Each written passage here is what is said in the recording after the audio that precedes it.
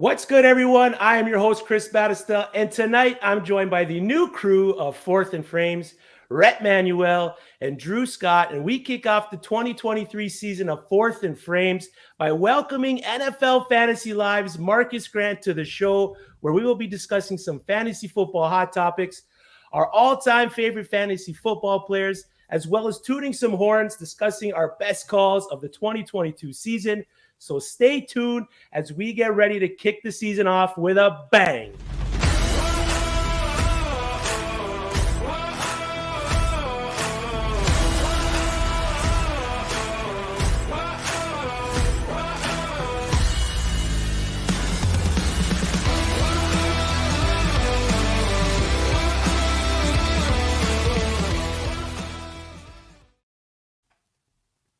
All right, before we jump into it, please like the stream, subscribe to the channel, and hammer that bell to get notified whenever the Fantasy and Frames Network drops new content. And most importantly, rate and review the podcast. Like I said earlier, joining me today and from now on are my two esteemed colleagues, Rhett Manuel, what you can find at R Manuel Sports on Twitter, and Drew Scott, which you can find at Drew3MR on Twitter. Of course, the man behind the glass here on all of our shows on the ones and twos is Gator J. And with us tonight for our inaugural episode is the host of NFL Fantasy Live, the host of Fantasy Life Podcast, creator of 32-Bit, and still one of my favorite TikTok accounts. I love the numbers game videos, Marcus. Mr. Marcas Grant at Marcus G on Twitter, and of course at Marcas Grant on TikTok. Marcus, welcome to the show. We appreciate you taking time out of your evening to join us. Hey, thanks for having me on. I appreciate that. And I appreciate the love on the numbers game. I've been sort of occupied the last few weeks, so I haven't gotten a chance to do any more. But I got a whole bunch of names like loaded up and ready to go. So I'll hopefully start pumping some of those out again real soon. Awesome. So let's get into it. We got a bunch of questions for you. My guy Drew here has got a good one on fantasy football formats. Yeah, man. So it's kind of a layup of a question, but it's something that I like to know about everybody in terms of fantasy football. So you got to let me know. Redraft, keeper, dynasty, maybe something else. What's your favorite fantasy football league to play in? I'm kind of basic. I like redraft leagues. I just sort of like them because I think every year you sort of get to reevaluate, and look at what you did wrong the previous year. Also, because teams change from year to year and players generally change from year to year. So, I like sort of it's kind of an eraser, right? Like if last year was bad, like redraft leagues, it's sort of you just take a big eraser to it and you kind of start all over again.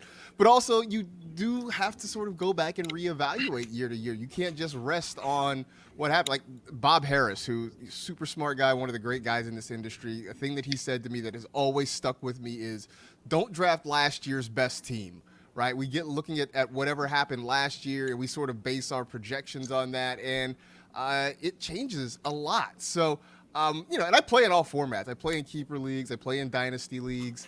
I do sort of I've been playing in a couple of guillotine leagues the last couple of years, and those are a lot of fun too. But yeah, like I said, I'm basic, man. I just like a good redraft league every year. Yeah. Ain't nothing wrong with that, man. I think I took kind of the natural progression of a fantasy player. I started at redraft and then graduated to keeper and then finally went to dynasty.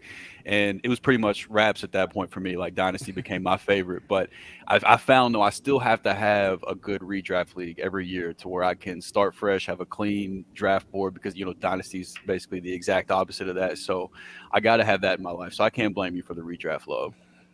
And same here with me. I'm once again started redraft, started a keeper league with my friends, and then some of my friends got me not only into a dynasty, but this really deep cut NFL style salary cap dynasty thing, which I'm going to nerd out a little bit on later. But it is intense. It is awesome. There's all these different franchise tags, contract extensions. Like it's insane. So we have a lot of fun with that too. So it's funny you say that too, because we get people who play, I hear from people who play in like really deep formats, like huge leagues.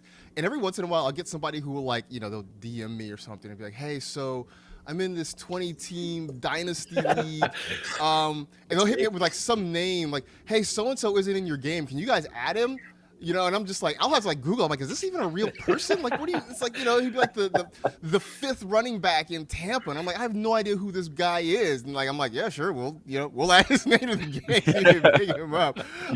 It's so funny, like how much this has grown and like all the different ways that people can play fantasy now. Yeah, I like redraft. I like to have at least one good redraft league with some wild scoring every year. But over the past 2 years, campus to Canton leagues have stole my fantasy heart. Yeah, it's a big one for me. Big rosters. I love diving into the college game, stuff like that. Yeah, I know them. Like I know it. I admit the last few years I haven't watched as much college football as I did in the past. Like I watch USC. It's a lot harder when you got a young kid running around the house. You don't just get to sit and veg out on Saturdays. So I have to pick and choose. I try to watch the Trojans, and I don't get to watch as much overall college football as I used to. Yeah, the Trojans are on the right path. That's for sure. Yeah, Rhett's got a good question for you. One that I'm interested in hearing your answer because I'm a big QB guy. All right, Marcus. So quarterbacks tend to fall into two schools when it comes to drafting. People either go early or they wait. And everybody loves the Konami rushing upside sort of QB. But what I wanted to ask you was this. Among those second-tier pocket sort of guys like Justin Herbert, Trevor Lawrence, Deshaun Watson, which of those type of guys are you planning to target in like a 2023 super flex format? And why would you target that guy? Okay, well, first I'll start with the first part of it. I used to be a wait on a quarterback guy. I was a wait on a quarterback guy for a while. And then it kind of became like I'm not going early, but I'm not going late. I was sort of going kind of second tier, and I was targeting guys in the past like Russell Wilson, Dak Prescott, like those kind of guys. Now I am very much hey man, let's just try to get one early, just because there is such an advantage. I think when you're talking about having an Allen or a Mahomes or a Hurts or somebody like that, there's such a huge advantage week to week. So I really am trying to reach and get some of those guys. In terms of kind of those second tier guys, I think, I guess if you count Justin Fields sort of in that group, he's another one that I wouldn't mind trying to go after because we know the rushing upside is there. They're trying to put pieces around him. Obviously, they've got draft capital now, so they can go out and draft somebody and help him at wide receiver.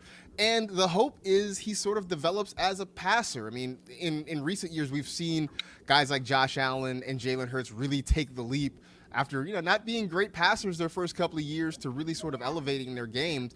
And the hope is that Justin Fields can sort of do something similar this offseason. So I like him. Other than that, I mean, look, I think Trevor Lawrence, I think the ceiling is the roof for Trevor Lawrence. I mean, with all the receivers they got, and they're getting Calvin Ridley back, which is like, it's like adding a free agent out of nowhere for very little money.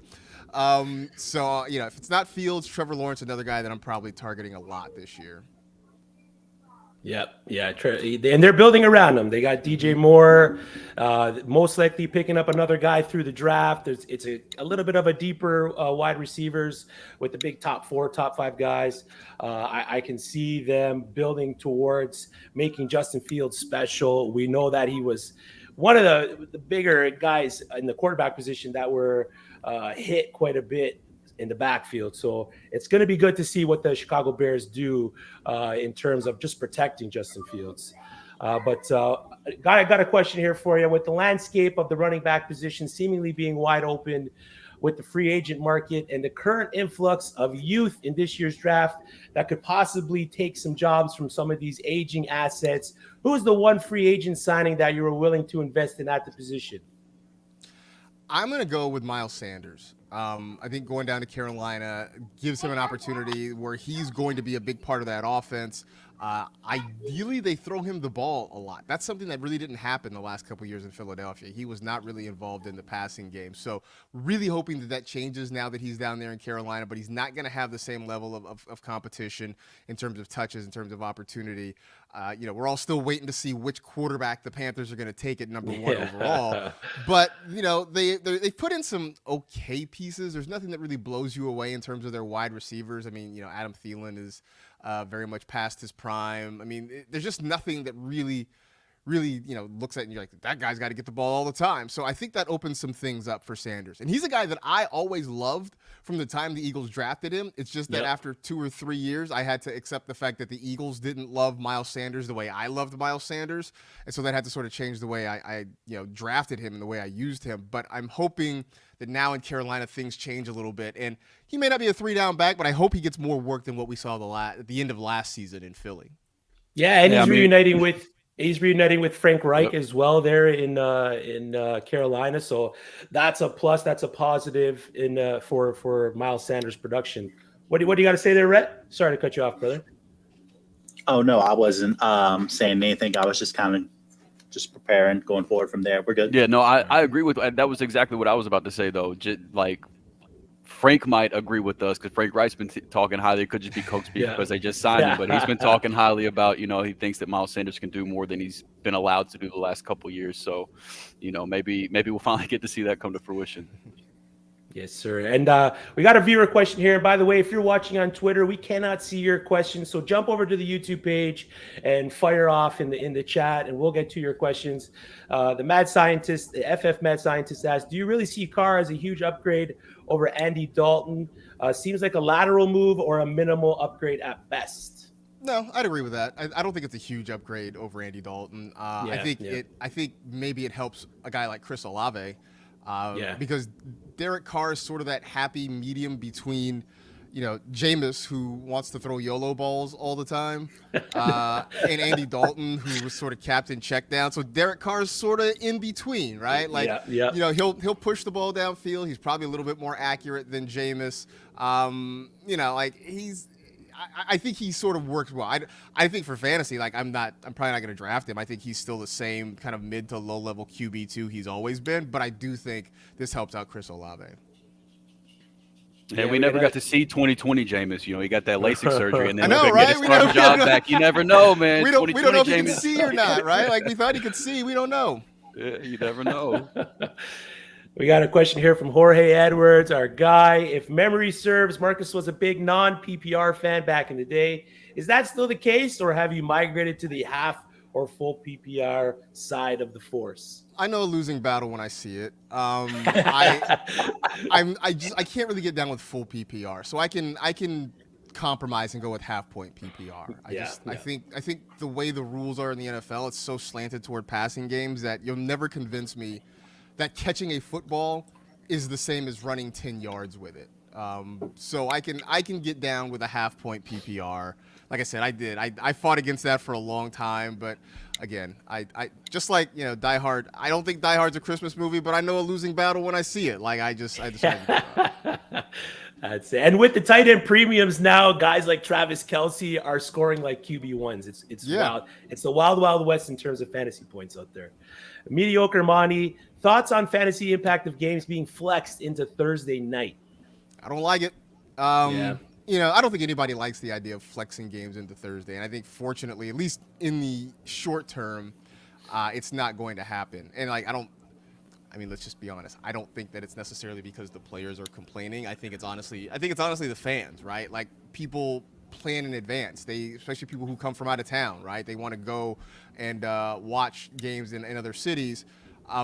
If you make plans and you get a hotel room and you're planning on Sunday and they all of a sudden flex games to Thursday, that's going to hurt a lot of fans. And so I think more than anything, that's why you're not going to see it happening. But in terms of fantasy, I don't like it. I think it changes preparation times. I think we've seen road teams on Thursday nights not play well.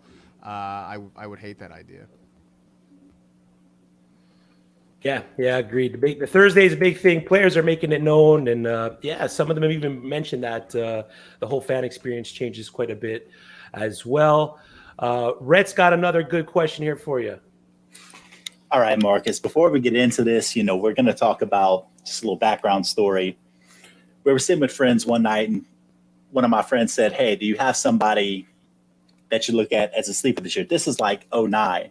And so this guy I'm talking about, I love hitting these preseason projections nobody saw coming. The guy I'm talking about is the DeMarco Murray in that rookie year in Dallas, where he was kind of a late round guy, ends up 900 yards, probably doesn't have much of a better year after that.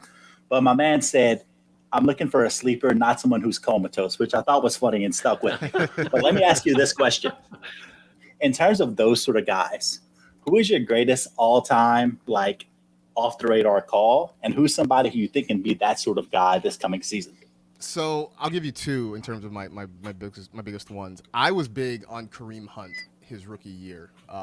Remember watching some of his tape when he came out of Toledo, and my takeaway from Kareem Hunt watching him was that he's not great at any one particular thing, but he's very good at a lot of things. And I spent that whole offseason pumping up Kareem Hunt. And you remember that first game, he went huge, right? He had a long touchdown catch. He had a couple of receiving touchdowns. He ran for a ton of yards. Like, I was doing backflips in my apartment watching Kareem Hunt in that first game, and he ended up having a really good rookie season. My other one was David Johnson when he had his big breakout year back in 2016, which I know feels like a lifetime ago. But that whole offseason, I can't remember who we thought was the consensus number one. But I remember I started this drum. It started as a joke, and it got serious where I was like, David Johnson, number one, no matter what. It was sort of like I even did a Post-it note like in the movie Draft Day, right? It was like David Johnson, no matter what. And he ended up scoring, 20 touchdowns, I think, that year. Had the huge season when I know people sort of liked him, and he was talking about maybe being a first-round pick, but I was all in on him at number one, and that one really blew up. If I'm going to think of a guy who's sort of kind of off the radar, and it hurts my heart to say this about a UCLA Bruin, but Zach Charbonnet, who the running back out of UCLA, and I know everybody's talking. Look, I get it, dude. Bijan Robinson really is that dude. I think Jahmyr Gibbs is also really good. But Zach Charbonnet, man, that dude is a really good running back. And if he can land in a situation where he doesn't have to compete for snaps, he can get a whole lot of opportunity. I think Zach Charbonnet really could turn out to be a nice player in the NFL. Yeah, I agree, for sure. Yeah, agreed. I got a fun one here for you, Marcus. So I'm going to set the table for you. You're going to your live draft, your home draft. You get stuck at the airport. You're coming back from vacation. Planes canceled, flights canceled. Who is your break the glass in case of emergency drafter over at the NFL Network? I'm gonna cheat here because I see the sheet here. I was gonna say Adam Rank, and you were like, "Why is it not Adam Rank?" Because Rank's really good at this, man. Like, in terms of our fantasy live league, Rank is sort of the Patriots, right? Like, really? Eh? Nice. He's that guy. Eh? He's the dude with the most championships in the league, right? So he would kind of be that guy. But if it can't be him, if he's out on the golf course and can't get to it, Cynthia Freeland is easily my number two option there. Yeah, right on. All right, Drew's got one last question for you. Yeah, so this is something we're going to be talking about a little bit later. So I wanted to get your answer before you left us. Who is your favorite fantasy football player of all time, or fantasy football players? Geez. So this is sort of tongue-in-cheek, but not really. Jonas Gray, because we all remember the Jonas Gray game, right? Oh, yeah. I can't remember who I had in my lineup, but like they were a late scratch or they were hurt or something. I was like, crap, I need somebody. And I'm like scrambling, and I just go to waiver. I'm like, I don't know, man. Patriots playing tonight. I don't know who this Jonas Gray dude is, but I'm going to grab him. And I put him in my lineup. And I beat my buddy, and he sent me a text afterwards, and he said, it just said, one day in the future, I'm going to walk up to you and just punch you in the face without saying a word. And when you ask me why, I'm just going to say Jonas Gray. And I was like, that's fair. So yeah, probably Jonas Gray. I mean, I guess we're going like, big names, stuff like that. LaDainian Tomlinson. Oh, you don't have to. LaDainian Tomlinson, one, because he's great, and also because he's a coworker and is actually a really, really nice dude on the side. Oh, yeah. He seems like a really good dude. You mentioned the Carolina quarterback situation. Quick question: if you had to call your shot right now, who they're going to pick, who do you got? I got C.J. Stroud. They seem to be me leaning too. That way. They're sort of teasing that. I think C.J. Stroud is that guy. Although if they want to go off book and shock everybody, Anthony Richardson's right there. Yeah. We've been having some. I've been talking to Gator. Gator's a big Florida fan, and we were talking a bit about as soon as Anthony Richardson's combine and the Carolina traded up, he said, "Oh, it's going to be Anthony Richardson," and we had a little bit of back and forth in that. But I think it's C.J. Stroud as well. Yeah. We have a couple just viewer questions here for you before we let you go. Hey, Marcas Grant, is Tony Pollard being overhyped? I am concerned with his goal line inefficiencies with that part of his game, and that's from David Ibrahim. You know what? Maybe he is being overhyped. I think we're drafting him at his ceiling, but I get it, man. Like, especially if they don't draft anybody, you know, if they draft a running back, then I think we have to reevaluate. But if it just ends up being Tony Pollard, he's so explosive, and maybe the goal line stuff doesn't work, but man, all the receptions and the big plays, I think will sort of make up for it. Yeah, that's what I was going to say. Like, he might not get the goal line touches, but he's going to score from 15, 20 yards out anyway. So, like, he'll be all right without him. Yeah. Yeah. From Keith Fleming here. Are the NFL owners colluding on not trading or giving Lamar his contract in a QB league? I don't understand how no teams are interested in getting one of the best QBs in football for 2 first-rounders.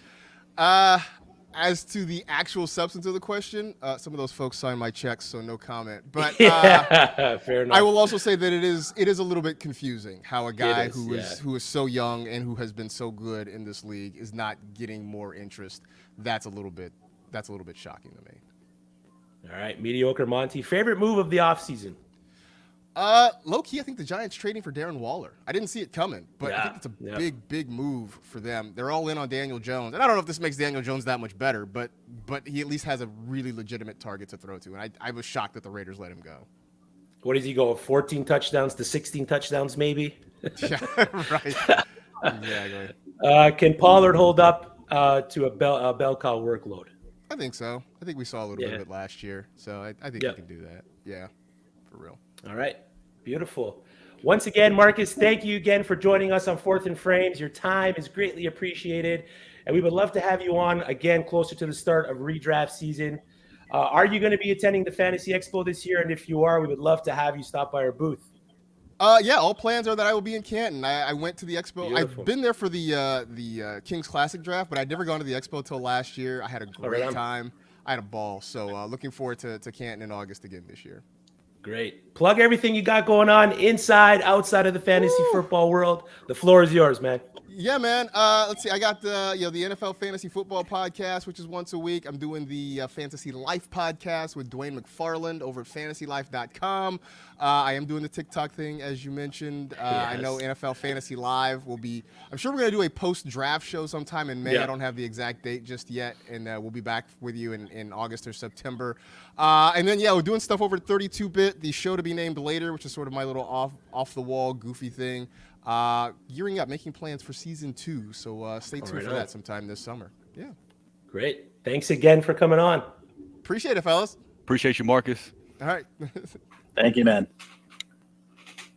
That's championship advice and insight. It really was. It really was. That's championship advice and insight from Marcas Grant. And speaking of championships, we know that winning one takes a lot of hard work and dedication. And when it comes to celebrating your victories, you want to do it in style. And Fantasy and Frames has got you covered. What is up, everyone? It's your boy, Fantasy J77. I'm here to tell you about the best wall plaques in the game. That's right. Wall Smack by TrophySmack. From the epic fantasy wins to the pictures of your loved ones' special occasions. Use the code FRAMES10 at checkout for 10% off. It's that easy. Load your pictures on the TrophySmack.com. Pick your size. Don't forget to put FRAMES10 as your promo code at checkout. That's it. It's done. Enjoy the rest of the show, everyone. Great insight from Marcas Grant there. Again, thank you for coming on the show. A lot of good insight. We had some good questions from the viewers. You guys dropped some doozies as well.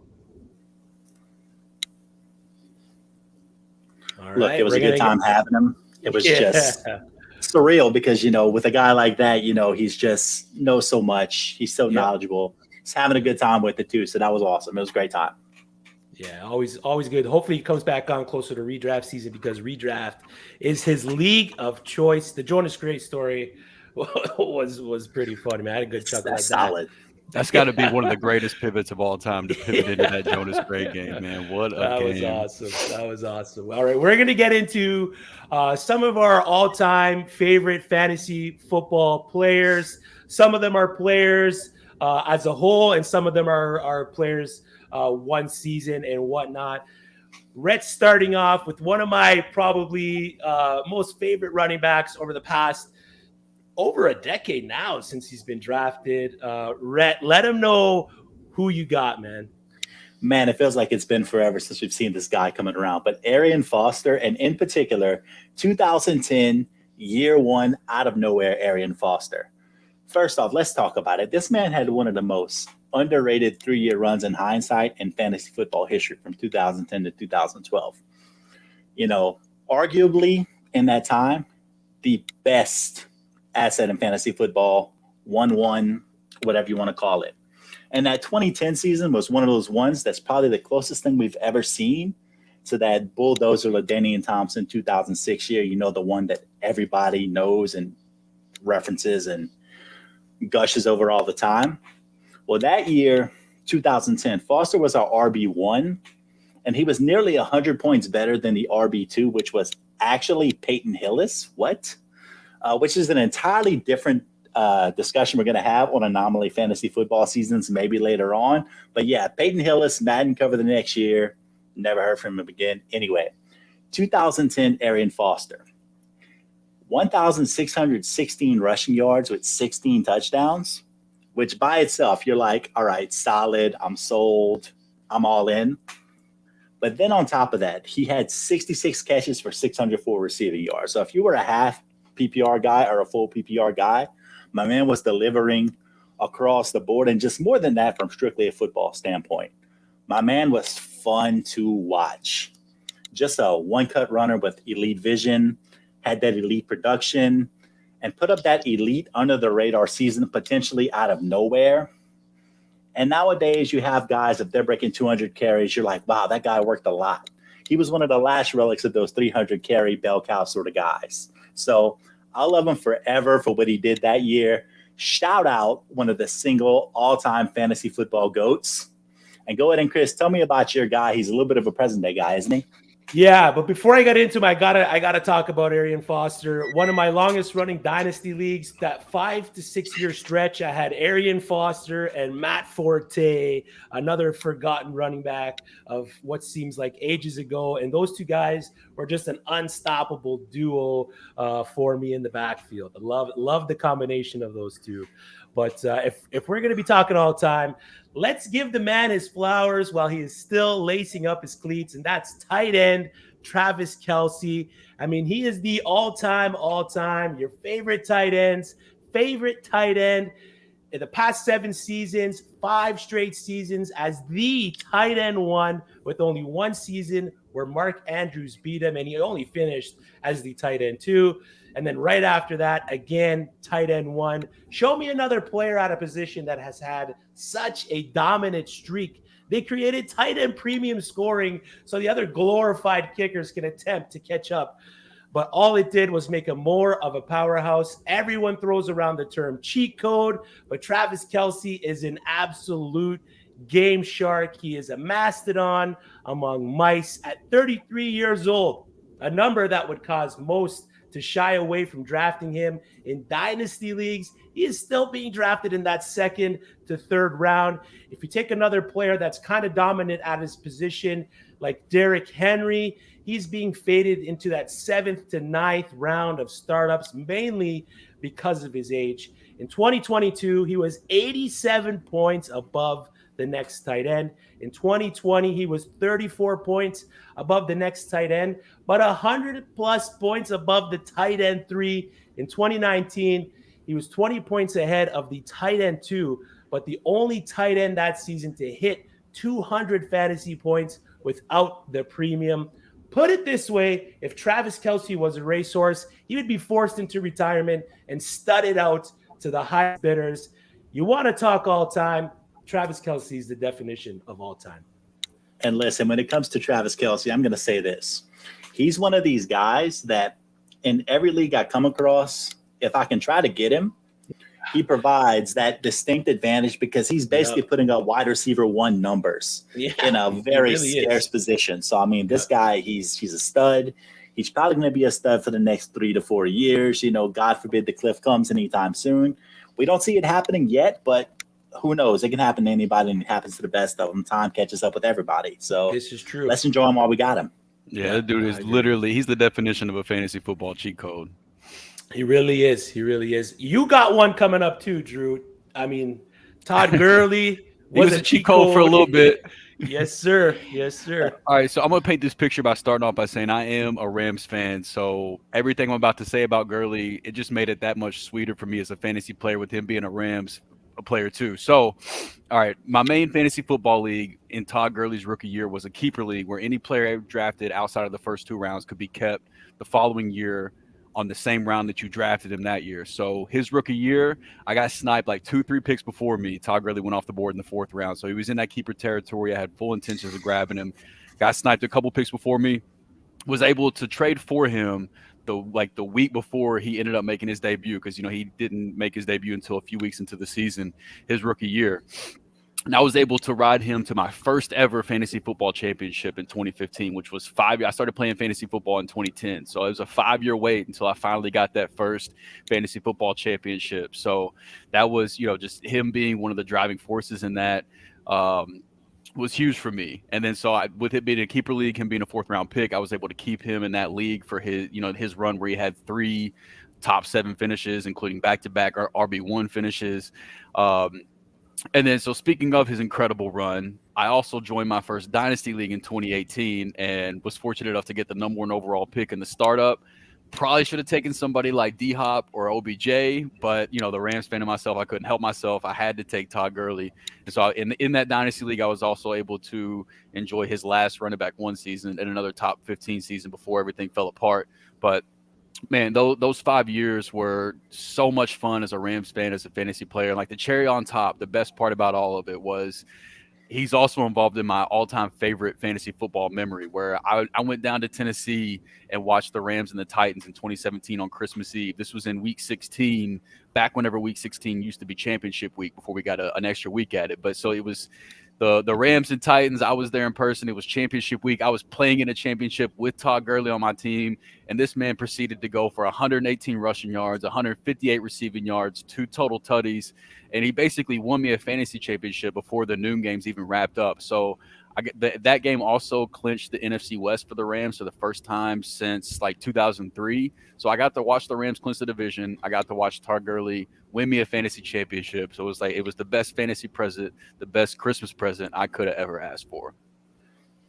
And look, as a Saints fan, I'm going to say this. I've always had this thing in the back of my mind where I hate the Saints playing the Rams, because it always feels like the Rams torture the Saints, whether it was Steven Jackson, Todd Gurley, Marshall Faulk, didn't much matter.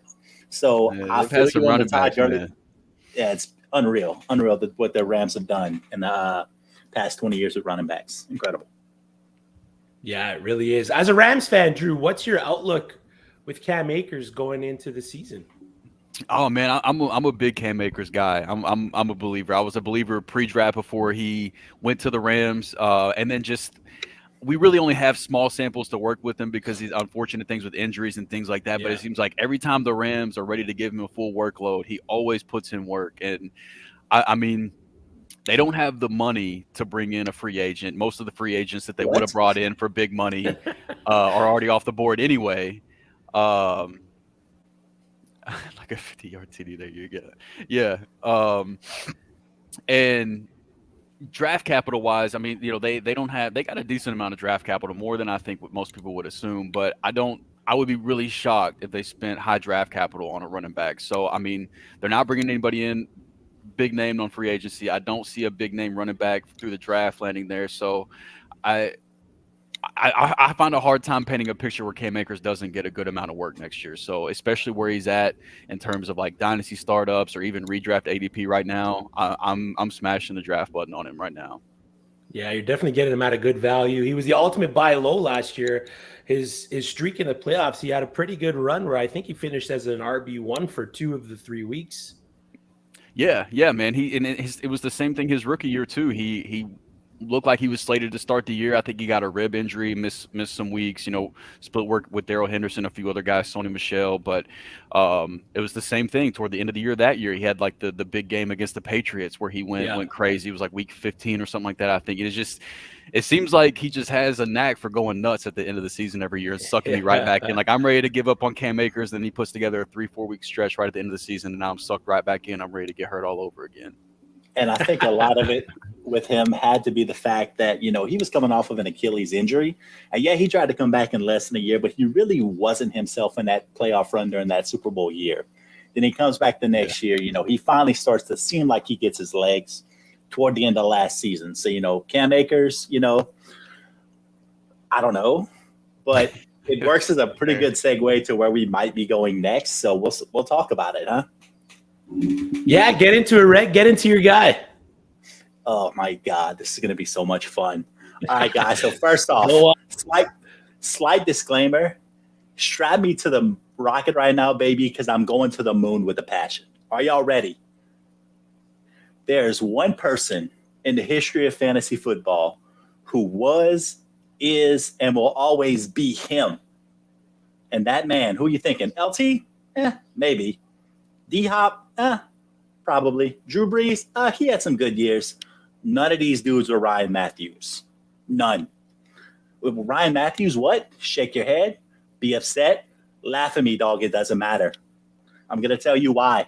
Because, sure, was he one of the most frustrating players in fantasy history? Absolutely. Frankly, I don't care. I couldn't give up on him. So, Ryan Matthews, we all have our truther guys. Ryan Matthews is my OG truther, and I diamond hands that man until the end of time. And look, let's be honest. Was it all bad? No. 1 year, 2013, Ryan Matthews, bet you didn't know this, actually rushed for 1,300 yards and finished as RB12. Guys, it's pretty good. Did he ever live up to the hype after that? Probably not. Do I care? Not really. Matter of fact, go ahead and help me out with this. Put me on YouTube.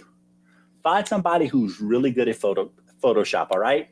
Superimpose me on the famous scene of Brokeback Mountain where my man goes, I wish I knew how to quit you. Put Ryan Matthews on the other side, and it's going to be a beautiful thing. I'm dying on the hill with Ryan Matthews. I'm dying on Brokeback Mountain with Ryan Matthews. Drew, your turn. Top it, bud. I don't really think I could top that, man, but I will tell you that you can basically replace every time you said Ryan Matthews with Rashad Penny, and I'm living the same life you were living. So, I'm living through your pain with just a whole different person. My other all-time favorite fantasy football player, man. I mean, I feel like a lot of other fantasy players, I'm sure my favorite guys are tied to the first people that helped me win fantasy football championships. I talked about the keeper league that I kept Gurley in that same league. That same year in 2015, whenever Gurley helped me win a title, I also drafted DeAndre Hopkins with my 3rd round pick. And so he ended up being my other keeper. I had Hopkins as a 3rd, Gurley as a 4th for several years. But he also helped lead me to a championship that year. Julio Jones is also an honorable mention because he was my 2nd round pick that year and played a big part in that championship. I think him and Julio, Hopkins and Julio were both top 7 or top 6 receivers that year. And then Gurley was the RB7. So it's not hard to see why I was able to win the championship that year. But I think just getting on Hopkins that season, I think that might have been the first year after the departure of Andre Johnson, actually. Because his ADP probably shouldn't have even been where it was, but that helped me out. We didn't get to see Hopkins without Andre Johnson yet. But yeah, I mean, D-Hop, Gurley, Julio, those 3 guys played a huge part in helping me win my first fantasy football championship. That's something that I'll never forget. I still have plans on buying their jerseys and putting them up here behind me on the wall just to kind of, they won me some money that year too. It was a money league, so they won me some money on top of just bringing me the joy of winning some fantasy championships. So those guys will always hold a special place in my heart. Right on. And with the news coming out that DeAndre Hopkins most likely will be released or traded, what's the one spot, Drew, that you want DeAndre Hopkins to land for fantasy purposes? I mean, it's hard not to salivate at the thought of him landing in KC, right? We've heard that thrown around a little bit. Get to see, D-Hop, one of the best receivers of our time, getting to link up with the best quarterback in the NFL right now. It's hard not to just sit back and fantasize about how beautiful that would be. So it's, obviously the homer in me wants to say, I just come to the Rams because, I would love for him I'd love to see one of my favorite receivers play for my favorite team. But I think D-Hop on the Chiefs would be too much fun to turn down. Yeah, Chiefs. What about you, Rhett? I'm going to go with a similar look right here. And I'm just thinking of the fact that We heard the Buffalo rumors for a little while there too. And then you're looking at probably an absolute wrecking ball receiving core of Stephon Diggs on one side, D-Hop on the other side, and Gabe Davis, the 2-week-a-year Gabe Davis that we all know and love, but's pretty good as a deep threat. Like moving him into that role. Yeah, the one where he can actually thrive, that role. Yeah, So, all things considered, that would be pretty cool to see, like, as to whether it happens. Who knows what happens? The NFL is the Wild West more and more. Trades happen more and more these days, but releases also happen. And $20 million, which is the alleged cap save that they would have, would be a significant savings for the Cardinals in that rebuild. So, yeah, agreed. Yeah, it makes a lot of sense with the direction they're going. I mean, that they're not going to have Kyler for part of the year anyway. They're clearly in a little bit of a rebuild stage. Why not just, cut the cap, and then hopefully D-Hop gets to choose where he goes as opposed to being traded wherever, But hopefully Arizona's taking that into consideration. If they do trade him, they kind of help him out a little bit. Yeah, agreed. Now, getting into my last all-time favorite fantasy football player. It's 2015, Odell Beckham Jr. He finished that season as the wide receiver 5 with 271 half-point PPR fantasy points, and he averaged about 18.1 points in his sophomore year. No sophomore slump for OBJ. He had 96 catches, 1,450 yards, and 13 touchdowns that season, where he was averaging 15.1 yards per reception. His stretch after week 12, although he did miss championship weekend, was absolutely legendary stuff. During that stretch where he most likely carried teams into the playoffs, he averaged 24.3 fantasy points, 533 yards, 47 receptions, and 5 touchdowns. He was a force in his first 2 seasons. I remember that game vividly versus Washington, where he just couldn't be stopped. He had 18 targets, 9 receptions. A healthy Odell Beckham Jr. is a guy you reach for in your drafts. He was a hyper-targeted wide receiver 1 that you latched onto to take you where you want to go, which is a league championship. And that's where ultimately where you want to be at the end of the season.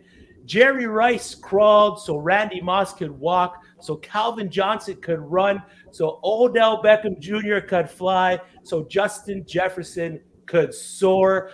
I remember the first time I picked up OBJ, it was in a keeper league. I picked him up off waivers, and he brought me to the promised land. He won me that ultimate prize at the end, which is that trophy. My name's on the trophy. I love to see it, and I'll always remember OBJ for that, and he'll always have a soft spot in my fantasy heart for forever. He'll always be that guy for me. Yeah, and he did get a contract offer from the Ravens today. Not the sexiest spot because they don't really produce high-end producing fantasy wide receivers, but just like a guy like DeAndre Hopkins, Rhett, where do you want to see OBJ land if he does land on a team? I mean, his workout videos, he's been cutting, running fast. He looks like his old self. So where's a spot you want to see OBJ land? Well, I mean, if you want to look at spots that might be fun and teams that might actually do this, I mean, you have to consider Dallas because, they love the glitz, the glamour, the stars. They love all those things. As for whether Beckham is still that guy, I mean, 2 years ago in that playoff run for the Rams, he was pretty darn good in that run and really gave them a nice compliment to Cooper Kupp. So, he takes a year off. A year rust is interesting. We'll see where that goes. But, I mean, for the most part, we'll see. And Beckham, wherever he goes, we know one thing. He's going to grab ratings. He's going to sell some jerseys. He's going to make that team more interesting than it was the day before. Yeah, agreed. Just the opposite end of that, Drew. Where's a spot you don't want to see OBJ go? Don't want to see. I mean, man, really anywhere that's too crowded. Like I know that the Jets is probably the landing spot he's going to go to, and I think it'll be great for real football purposes, but for fantasy purposes, with Garrett Wilson being as great as he is, I would love the chance to just see him shine and flourish with Aaron Rodgers, him being the main guy. And you got to think that's not going to be necessarily the case, at least for 1 year, because it sounds like OBJ just wanted a 1-year deal. So, like real life NFL wise, it makes a lot of sense. It's going to make the Jets a better team if they do get Rodgers, if they do get OBJ. But fantasy wise, I like the idea of Baltimore. Honestly, assuming Lamar Jackson comes back, because they do have the new offensive coordinator. We're assuming and hoping they're going to have more of a pro-style system. And I think OBJ and Rashad Bateman, Mark Andrews, I think that would be incredible. And I wouldn't be mad about this. Again, from a real football standpoint, I think the Chargers would be great.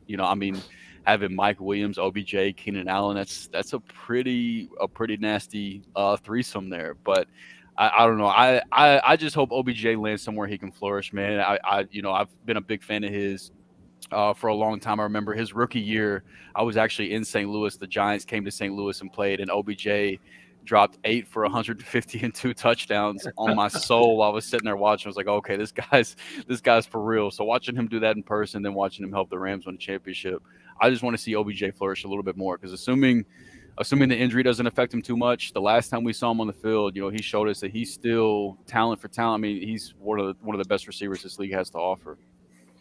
Yes, sir. Yes, sir. So that's it for our all-time fantasy football players. Rings, belts, wall smack, they got it all. And Fantasy and Frames has got you covered when it comes time to cash in your fantasy football winnings. Hey folks, it's Jorge here from Fantasy and Frames, and today I'm here to talk to you about TrophySmack's customizable championship belts. In my opinion, the word quality is something that is thrown around a little bit too freely nowadays. That is not the case when it comes to these championship belts. You can take any picture you want and, using TrophySmack's online design tool, upload them onto your belt. This is truly a customizable experience that you can use to celebrate any occasion, whether it's winning a fantasy football championship, to maybe reaching a professional milestone, or maybe you just deck this thing out with all your favorite pictures and just walk around your home with some bling on your shoulder to remind you that you are awesome. You should definitely do that. And if you head over to TrophySmack.com today, use the promo code FRAMES10, you'll get 10% off of your purchase. Highly recommend. So again, head over to TrophySmack.com today and get your customizable championship belt 10% off using the promo code FRAMES10. There it is. Get in on that championship belt. I saw one of the people at TrophySmack, they presented Jameson Williams with one of the belts, and he absolutely fell in love with the thing. It was a customized Jameson Williams championship belt. But we're going to get into some of our 2022 victory laps, our Barry Horowitz players of last season. One of my favorite ones, yes, sir, one of my favorite ones was Josh Jacobs. He was a dominant force. I was not buying the fade when the consensus was putting it out there that he was suiting up for the Hall of Fame game. The Raiders want to move him. Yes, it was a bit out of the norm for a starting running back to be playing in this exhibition, but Josh Jacobs was much better than anyone else in that backfield. And it was that hive mind think tank that led to Josh Jacobs sliding in drafts. And that worked out for me because I was able to pair him with elite wide receivers and quarterbacks before taking them in that 6th to 7th round last season. The Raiders drafted Zeus Zamir White, and everyone wanted to attach the fact that McDaniels was the new head coach, and he would carry over that New England philosophy of approaching the position with a committee. But I wasn't having it. As good as White was in college, he did undergo a couple major knee surgeries, and he just didn't have that pop. He doesn't have the hands that Josh Jacobs showed that he had the past season. Josh Jacobs went on to lead the league in rushing yards, rushed the ball over 300 times, was a 2,000 all-purpose yard, absolute stud. The Week 12 game against the Seahawks, he had 300 all-purpose yards, and I lit up the chat rooms, letting everyone know they messed up on letting Josh slide. I was laughed at when I would give people the gears for drafting guys like Dameon Pierce and buying in to the hype of Dameon Pierce on such a bad team over a guy like Josh Jacobs. And I was just told Josh Jacobs doesn't have it, but I could not be happier to see my boy come out and finish as one of the fantasy football's best players of the 2022 season. Josh Jacobs is absolutely my Barry Horowitz player of 2022. Rhett, did you own a lot of Josh Jacobs? I had no Josh Jacobs, and that's fine. It's just one of those things where I was buying the slide. I was on the opposite end of things, and it's all good, For me, now it's, do we reach on him this year? Who knows? But I'm going to go ahead and give you a guy who is unequivocally one of those dudes that had that 2021 season and bounced right back and did it again in 2022, and that's Austin Eckler. Little background, we talked about this little niche dynasty league earlier that I play in with the mega contracts. I'm in the free agent auction, and I'm going all in, 4-year deal, something like $30 million a year for Eckler, like crazy money. All my league mates are laughing at me like, why would you spend that type of money? He responds, RB1 season, 107 catches. And this is in a highly competitive league with a ton of sharp dudes. And like, he comes out and he just responds, having back-to-back crazy, high-end RB1 seasons. And the thing about it now is that you look at him, and Austin Eckler, we all know his game. It's not overly flashy. He's not overly big. He catches a lot of balls. So he's a guy that I like to say he's a fine wine guy. He may not get better with age, but he's at least going to stay relevant as he gets older. That game's going to age well. Not overly athletic, but does everything well. So long-term, this mega contract that I got him in this Dynasty League might actually turn out and not be the worst thing I've ever done in my life. Or who knows, it could be done in a year, who knows. But at the end of the day, you're looking at a guy who is going to be probably James White adjacent at the rest of his career. So that's should be fun. We all love James White. He was one of those guys you could plug in a flex spot for several years, even in that New England unpredictable backfield situation. James White was there catching 80 balls a year with Tom Brady. So maybe that's Austin Eckler in the future. Regardless, had a great year last year. Helped me win some games, helped me get to the playoffs and really run into a bust at the end of the day. But you know what? You can't win them all every year. So, Drew, go ahead and tell me, plant your flag. Let's go ahead. Let's talk about your guy from last year. Who'd you love, man? Yeah, it's kind of funny because Austin Eckler is one of the guys I want to be talking about. Now, one thing I want to say about him, he's a very unique case study for running backs because, early on he split work with Melvin Gordon, so he doesn't have the tread on the tires a lot of running backs his age might have. And the work ethic of this dude is so unmatched that, like, if I have to bet on a running back to be workhorse productive into his 30s, he'd be one of the guys on the short list I'd be willing to bet on. But so speaking of plant your flag, the last 2 years on the 3-Man Rush podcast was the other podcast I co-host. We've done a plant your flag episode in the offseason every year.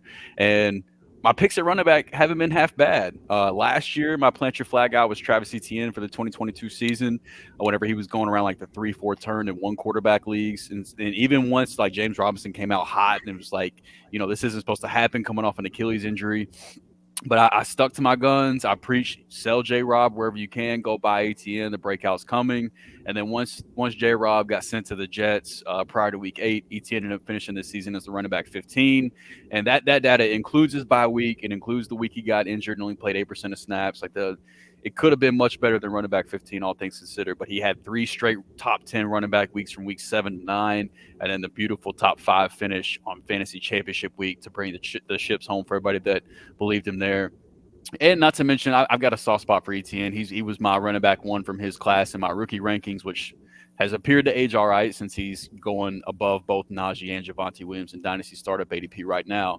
But I mentioned there was 2 years of this. And back in 2021, Austin Eckler was my plant your flag pick that year. It was initially Cam Akers, which was a call I made right before he ended up tearing his Achilles, so I had to pivot. And my other favorite running back that was going just outside of the first round at that time was Austin Eckler. And then, as we know, he ended up finishing the season as the RB2 behind Jonathan Taylor. Only had 2 weeks the entire season where he finished outside the top 20, just insane. And then the whole icing on everything with Austin Eckler is he embraces fantasy football. He does a fantasy football podcast with Matt Harmon. So it's fun to have such a fantasy relevant dude also just embrace the fantasy football landscape when we have so many players saying like, oh, I don't care about your fantasy team. I don't care about you. Just him embracing us and being with us, being one of us. It makes it that much more fun to root for Eckler. So he's one of my favorite fantasy football players of all time too.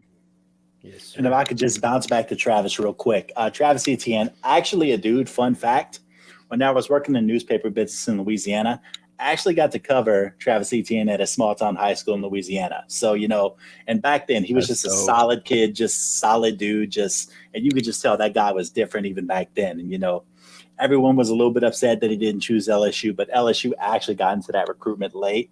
So, Travis did what was best for him, and we can fairly say it kind of worked out for him. So good for Trav. Yes, sir. Hopefully Austin Eckler, future guest, maybe, boys. I mean, he's all you about never the know. fantasy, right? You got it.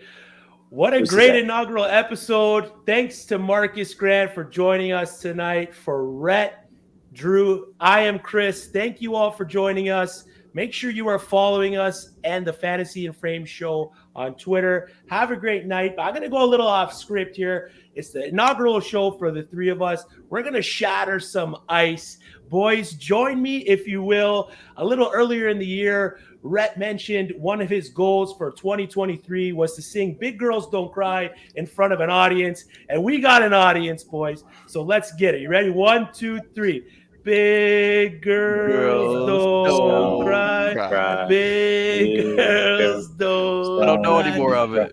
And actually, you've got the wrong version because we were talking about the great Fergie, her version. Where it's time to be a big girl now, and big girls don't cry. There you go. There you have it. We'll see you next week when we welcome Joe Pepe from Fantasy Pros. That's it for us. Have a good night. Be blessed, y'all.